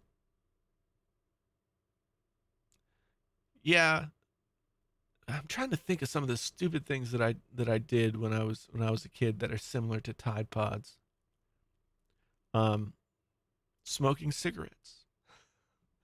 I started smoking when I was 14, um, and I thought that it was really cool. Yeah, I thought it made me really cool, but we all know that's not the case. Uh, so so yeah, but I haven't had a cigarette since 2001, so that's good. Yeah, that Boston Dynamics AI robot thing, like I, I, if you watch Black Mirror and you've seen the most recent season, then you've seen like that that robot at its like apex of what it could possibly be, and it's freaking scary as hell. So the Yanni and Laurel thing was really interesting to me. Um, it didn't annoy me because I just didn't pay attention to it. And then I like went to a video and I heard Laurel, and what I read after that was that it has to do with the frequencies that young people can hear over older people, and it's just a little weird trick of frequency. Um, because I heard Laurel, and I heard that older people hear Laurel because they can hear those frequencies better, um, or they can't hear the higher frequencies anymore. Um, what did I think of the Samsung ad Viper? Well, I thought it wasn't as good as the growing up ad, and I think like John was talking about it some on the FPT show, and you know, it was an interesting and maybe too nuanced idea to make a commercial from, but like there are there are people out there who are still carrying around like iPhone 6s or iPhone 5s's or something like that, and they haven't upgraded, and their phones are now being, their phones are now being slowed down by Apple. I shouldn't finger quote because they are. You can choose not to slow them down. And I think what Samsung was trying to say is that you don't have to buy the new $1,000 iPhone. You can come over and get the Samsung phone for basically the same price that you paid for your iPhone 6 new. And not have to deal with Apple's shenanigans in terms of battery and all that other stuff. The thing that that commercial doesn't say is that what if you're still carrying, if it would still be possible, a Samsung Galaxy S5? How far back in the cycle of iterations of Android would that S5 be? I bet it would still be. It wouldn't be on Oreo. It wouldn't be on Nougat. It would be on Marshmallow, probably, right? And Samsung does not update their phones quickly at all. They are notorious for slow updates. My wife has an S7 Edge, and she still doesn't have Oreo. And this phone is running Android P beta. So that's pretty piss poor upgrading. And Samsung did not mention that at all. Now, the video that I would like, the commercial that I would like to see is, like the middle-aged dude, something like myself, who is looking at his iPhone 6 or iPhone 5S or whatever, and just sort of looking at that headphone jack and being like, looking at the new phone, no headphone jack. And then goes to the Apple store and they're like, no, we don't have a headphone jack anymore. And so then Samsung, then they show him going to the Samsung store where Samsung still has a headphone jack. That would be a good commercial. Maybe a little bit too niche, but I would like to see that commercial, because I don't think Samsung makes enough hay out of the fact that they are one of the only companies that's kept the headphone jack.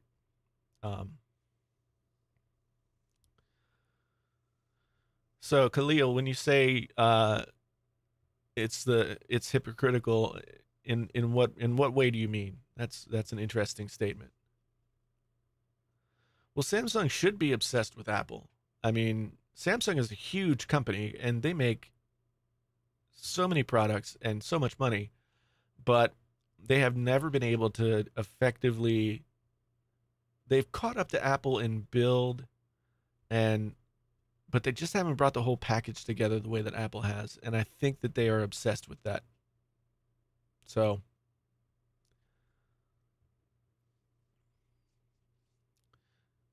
yeah, it's I used to work in marketing, but not in a position where anybody would do anything with my ideas. Yeah, I like marketing because it's just interesting. Marketing in and of itself is a really interesting field, because you're trying to hack the human brain and make the human that's attached to that brain do things that they might not choose to do otherwise. And again, well, going back to talking about AI and programming, we are programmed every day, like minute by minute, with advertisements and product placements and all of this other stuff. I mean, I have to admit that sometimes I feel hypocritical having a tech related channel, because it encourages consumerism that is probably unsustainable in some way. But at the same time, like, I really enjoy this stuff. I'm geeky about it, and I love it. So but I hate to think that I'm doing anything that causes my content to become of part of the cycle of consumerism. Maybe that's why it's painfully honest tech instead of just like, look at my tech, because there has to be some accountability for what you buy and why. Yeah. So I don't know. Samsung tries to do too much. Yes, their operating system is like, they put so many options to do so many different things that it just becomes option anxiety to the point where you can't decide what you're going to do. Yeah, they should. If they released a phone that just was as simple, a few of their features plus over top of just stock Android, they might just get over the edge. But they they seem bound and determined to recreate everything that everybody does. Um, um, and there's no reason for that. Maybe it has something to do with the culture of Korea versus the U.S. versus other places. I don't know what it is that makes them feel that they have to like one up everyone. Like, well, Google Assistant's good, but we're going to have this button and we're going to have Bixby. And I mean, Bixby does do different things. However, however, there's no point. I mean, if Google Assistant didn't exist and they created Bixby, it would be amazing. But that's not the case. So they're just trying to like create their own reality where they make all the things. Is the human attached to the brain, or is the brain attached to the human? This is a very interesting question because a human is an animal, and I think it's the way that the human brain works and the way that the human has evolved to work with that brain that that will allow that will make it so the brain is more important than the human. The ability to like have cognition and free will and all that kind of stuff. So I would say brain, human. Have I ever tried a VPN service? I haven't. Um, and I'm really interested in doing it.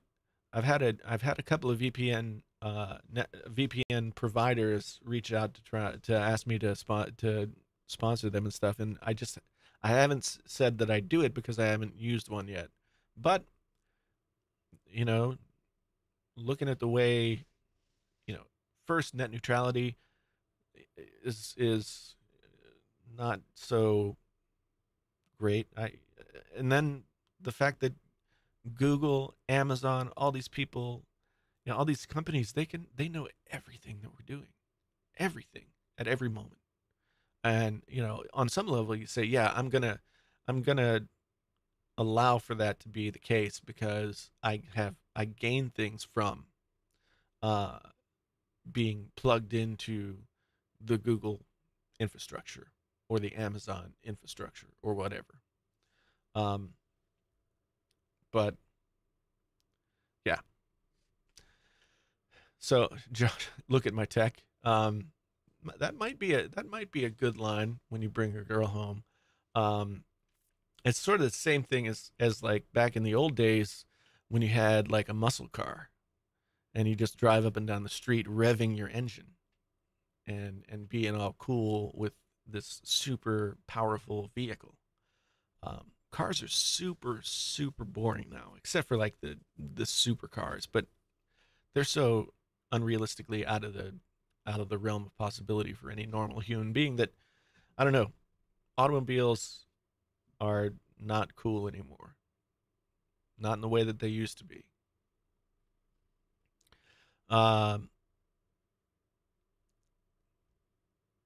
Yeah, Samsung. I mean, their business. Clearly, you're right. Their business is huge, and I'm just saying that they should feel that they're in a position to not have to chase, but they seem to chase. Um, which remaining flagship am I most excited for? Uh, Honestly, like the Android phones that have come out so far have not been super exciting. Um, so I'm not super excited.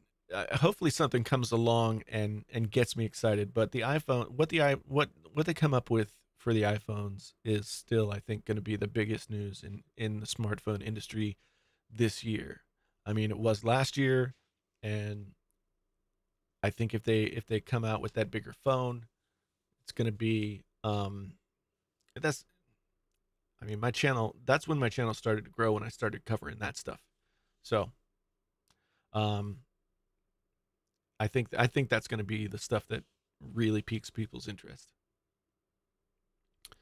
Um the Senate repealed net neutrality, uh but yeah, there's still all kinds of shenanigans that have to go on before that gets passed anywhere. Zach, hey man, good to see you. Good to see you. What's my favorite car? Um, the Dodge Challenger. Not the new one is cool, but I mean the original one. Um, I'm also partial to the Dodge Charger because I was a big Dukes of Hazzard fan when I was a kid. That was like my family's like family show that we watched every week. Um, my family has been a Chevy family for, or at least my dad's side of the family was a Chevy family. My dad just outright hated Ford, and so I'm partial to the Chevy Nova, um, just because it's kind of weird looking, but still a muscle. Like it's sort of dumpy looking, but it's still you can get it. You could get it specced out as a muscle car. So you know, I don't know, Viper. I think that Apple always gets a news cycle going. There'll be people talking, and they will talk. And if they talk, I will talk as well, and channel will grow, and it's all good for everybody. So you're gonna drive your Passat diesel until it dies. That's the way to do it. I am such an idiotic car shopper that you know, I should just buy a $5,000 vehicle and drive it until it dies and then buy another one. But no, I went out and I got like a 2018 Jeep Cherokee for no reason, for a stupid payment. And I'm regretting it every single day. So I wanted the Cherokee because I needed a little bit more room for hauling stuff around, music stuff, etc., etc. But I didn't need it as much as I wanted to think that I did. My first car was a 1982 Ford Escort two-door, four on the floor, I think it was. I took my freaking driving test on I took my driving test on a Ford Escort, even though I just said that my family hated Ford. Um, this was a car that my grandfather bought for my mom that she then used and then passed on to me. So, um, oh, Viper, don't underestimate your ability or mine to talk out our asses for hours on end about whatever Apple decides to do. And that's what we're that's what's going to happen. Um, I do like the Jeep. I do like the Jeep. Um, and I wish I could say that I would drive it until it dies, but part of the reason that I so I kind of am compulsive about buying things, um, and I'm trying to get better at not doing that because it speaks to a lot of other issues that I have. And so I basically compulsively I was leasing a car. I was leasing a Jeep Renegade. It was a Batman versus Superman version. It was a cool car, but it ultimately was a little too small for me to carry around the stuff that I typically need to carry around. So I, on impulse, just because I answered the phone and it was the Jeep dealership, they said, "Hey, we're having a big sale. Why don't you come on up and look?" And I went to the Jeep dealership and I ended up walking out of there with a fucking new car. I didn't need a new car. I was such a moron and I just fell for it. Like, that's the thing. The, you know, all of this stuff is just trying to get you to fall for the thing. Um, Arvin, Arvin, like, again, like, I don't really know much about blockchain. I will study, I will learn, but I don't know. I don't know enough about blockchain right now um, to know how it folds in with smartphones at this point. If I could see the book of the rest of my life, would I want to see it? Um, I could give some sort of really like philosophical answer to that, but my gut reaction is no, because I will tell you what, if you're a younger person and you're here right now watching, listening to me rattle on about all this BS, the one thing that I can guarantee for you in your life is that whatever you set out to be, whatever you go to college to learn how to do, you will not do that. You're going to do something else. Life is going to take you in all kinds of weird directions that you never like. All I ever wanted to be from the ages of 8, like, well, 8 to 30, all I wanted to be was a professional musician. I wanted to write my own songs, I wanted to play my own songs, I wanted to be in front of people doing it. And I did that. But I didn't get to a place where I could make my living at it. And I'm super proud of everything that I did, but at a certain point I was just like, I'm what it's going to be is not what I wanted to be. And I refocused once we had my daughter, refocused my brain, and then I started writing. All of a sudden I'm in Iowa going to graduate school at 33 years old, and then a few years ago I started randomly, seriously randomly making a YouTube video about gaming headset that I just bought. And now 4 or 5 years later, I'm I'm friggin' making money on YouTube and having great conversations with people about my interest and passion for tech and how it intersects with humanity and all that stuff. Thomas Stepansky, thank you uh, for being here. So the book of my life, I know. I I never thought I would be in this position. Like, if I always thought that I would be. I've always been somebody who has been been the sort of center of attention. Like, I've put myself in that position as a singer, as a writer, as all these different things. Never would have imagined that YouTube would be the thing that took off for me.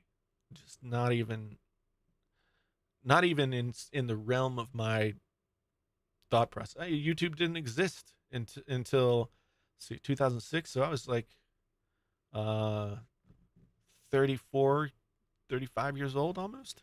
So um there's just too many good twists and turns yet to come. Uh so Tommy James, what do you think about Trump trying to save ZTE?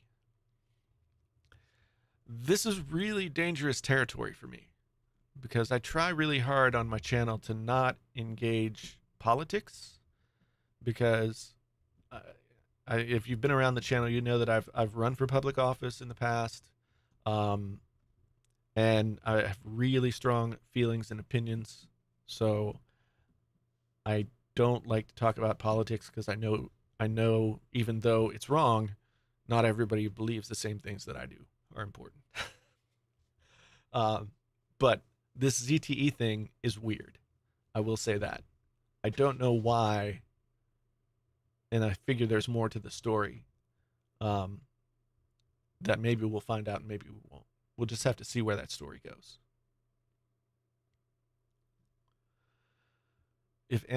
Imagine if Amazon would sell a book of your life. In a way, they already do. my first novel is available on Amazon. It's called The 14th Colony. If you look up my Jason T. Lewis, The 14th Colony, you'll be taken straight to it. You can get it free if you're part of the Amazon Unlimited thing, or you can get it in paperback or ebook form. And that is heavily based on many things that happened to me in my life up to the age of about 25 or 30. So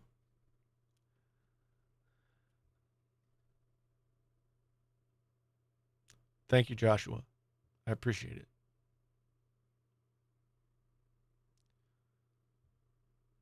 Well, you know, if you're down with the Trump, I I understand, but Trump and hypocritical are sort of like, you could find them as synonyms in a thesaurus.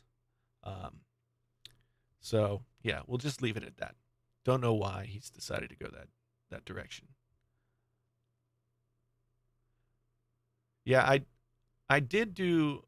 Anchor did send me like a 10,000 milliamp hour um, charger, but I haven't looked at any of the more like involved ones. So that might be a cool thing to do.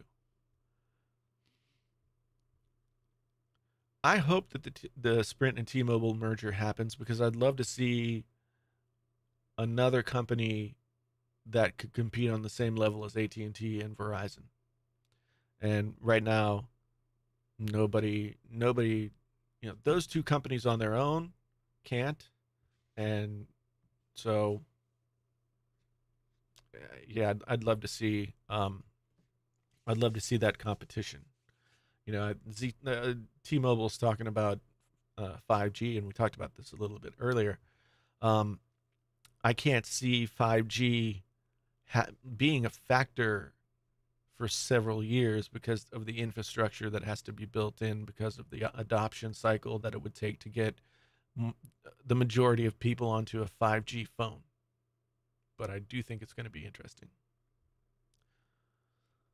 Why do people need the OnePlus 6? I mean, why do we need anything? Marketing has told us that upgrading our smartphones on a yearly or bi-yearly basis, or in my case, like bi-weekly, is something we should do. But I mean, the useful life of a smartphone is easily 2 to 3 times as long as how we use it. So anyway, probably more answer than you needed. And thank you for the greetings from India. I hope everything is well. I assume it's probably morning in India right now. So yeah, if Elon Musk is going to bring us 5G first, that guy is either super insane or like gonna change the way that human beings exist. I don't know which. Right now it's sort of out for discussion. I did return the red iPhone 8 Plus because, as much as I liked the phone, and I really did, I couldn't argue effectively with myself for having 2 current generation iPhones and not have a current generation Android phone instead. So that's why I got the Pixel 2 XL.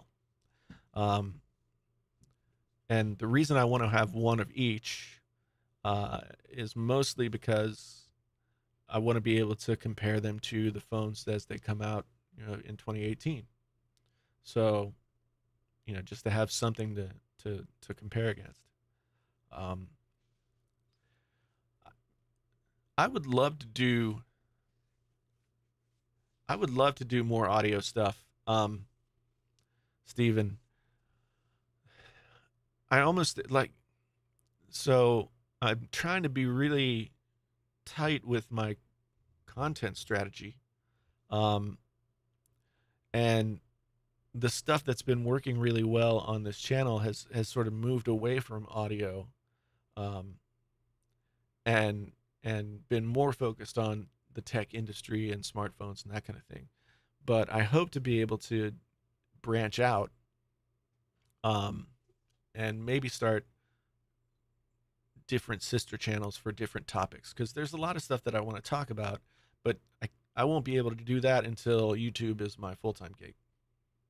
Because at this point, making six or so videos a week for this channel, and trying to do anything else I would just lose it. But I do want to talk more about audio stuff. No particular topic tonight, Rosie. We've been at this for like, how long have we been talking here? 2 hours and 10 minutes. It's midnight almost, so I don't know how much longer I'm gonna be here. Anyway, but John Phillips, not really tech related, but just going to throw this out there. Should marijuana be decriminalized or legalized, at least taken off Schedule 1? Your thoughts on this? Answer: yes. Yes. I am not. Look, I'm a recovering alcoholic. I don't smoke anything. I don't drink anything. I don't take any pills that my doctor didn't prescribe to me. Um, and I think that the marijuana thing is, the fact that it's a Schedule 1 felony is absolutely ridiculous.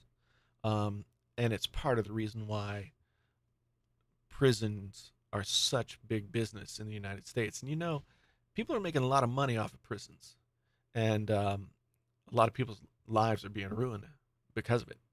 So, yeah, I think that marijuana does not need to be criminalized, and the places that have legalized marijuana have seen a lot of economic growth in places where they and they've seen prosperity come from that idea.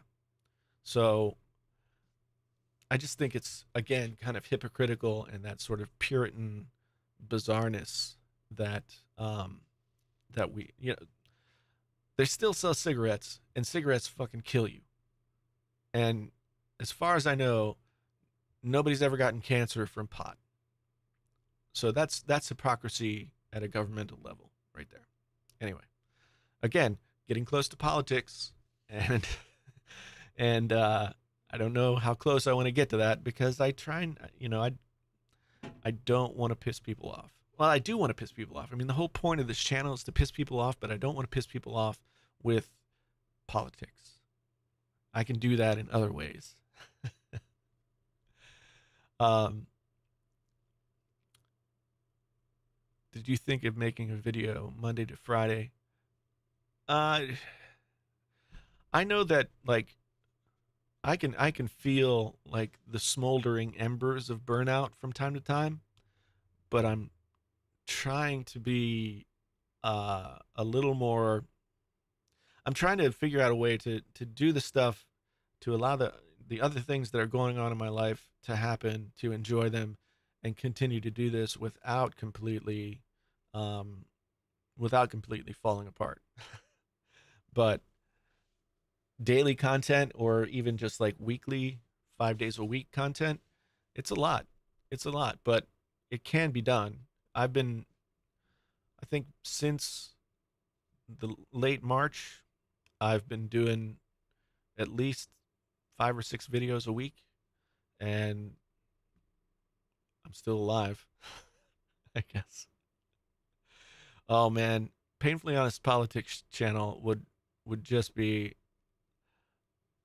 it would be either amazing or a complete train wreck, or both. Um, and yeah, man, that would be something. I have a lot to say, but again, like, there are several other Painfully Honest type channels that I want to start, but I won't be able to start them until I'm able to make my living off of being on YouTube. So 24-hour live streams every day, that would mean I get 0 sleep. And it would just, like, by day 3, if I even got that far, um, you would just watch me die. Like I think wasn't there a guy who was like live streaming for charity, and he was like just going for days on end, and he actually did die from some sort of heart something. Um, yeah, I don't know if I want people to watch me sleeping while I'm streaming. I do snore, so it'd be kind of annoying. Um, thank you for the Trump voiced. It would be huge, JTR. Um, oh my, oh my.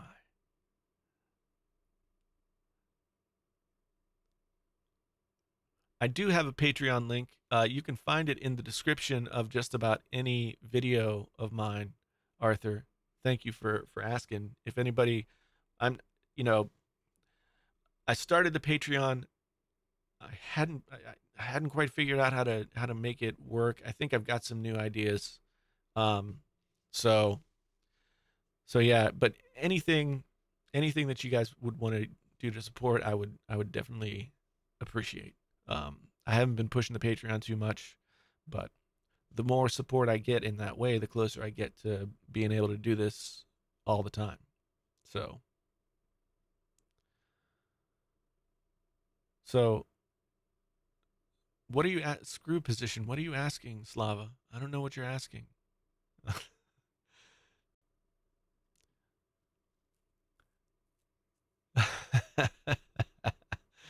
It was really interesting autocorrect. What were you trying to say?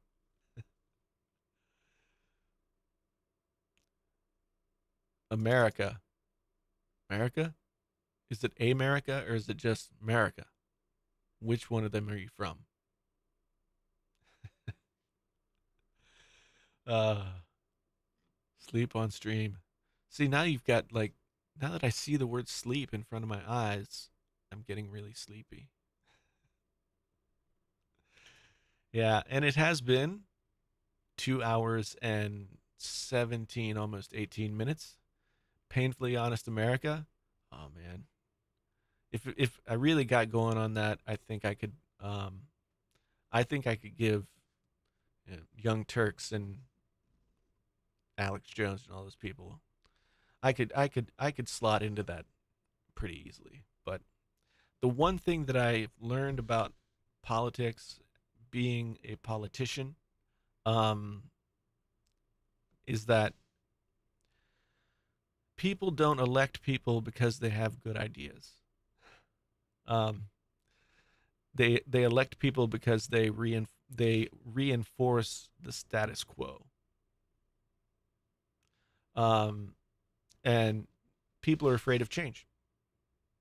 So anybody who comes in and says we should change this thing that's really important to you doesn't win. So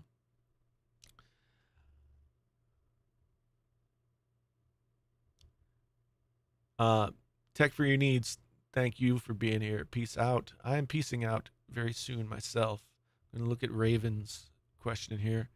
Walked in, you were saying something about using Audio Technica headphones for gaming, and I didn't catch what happened before. Uh, the Bayer Dynamic 990s are also very good. Those are the open backed versions. And people love those as well. The DT 770s are the closed back version, and people love those as well. They have like, velveteen pads, and they're really nice. Um, so yeah, those are great options. Yeah, J- painfully honest for America. Keep America painfully honest. If only that were possible. If only that were possible. Anyway, guys, I am gonna shut it down because I am starting to get sleepy, and I got to get up and make another video tomorrow for you fine people. Um, make America honest. Oh, make America honest again. Would it be even better? Uh, that's good. Josh, you just made me actually like belly laugh. and I appreciate that. Anyway, I am gonna roll, guys. I do appreciate everybody being here. It's been a fun stream. I will be back tomorrow with new videos, new podcast coming up this week. There's, again, like, new video probably every day, and if I can't do a video, then I'll do a live stream. So you guys have a great rest of your evening or rest of your day if you're on that side of the world, and I will catch you again. But until the next time, my name is Jason, sometimes known as the JTL. This is Painfully Honest Tech. Tech so honest it hurts. Until the next time, I'm out.